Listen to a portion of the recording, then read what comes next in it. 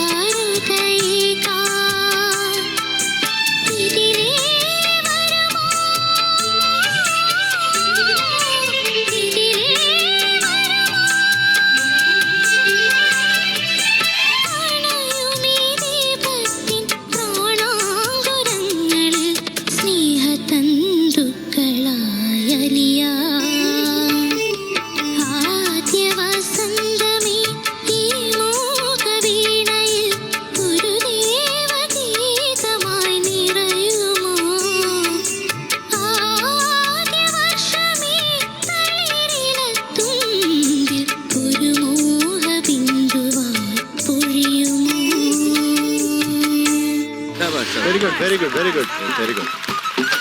അടിപൊളി. ഓക്കെ മോളെ. So today we are giving you 98 out of 100. Thank you sir. ആദ്യ വസന്തമേ ആദ്യ വസന്ത പൂക്കുറ്റി. കുരുതേ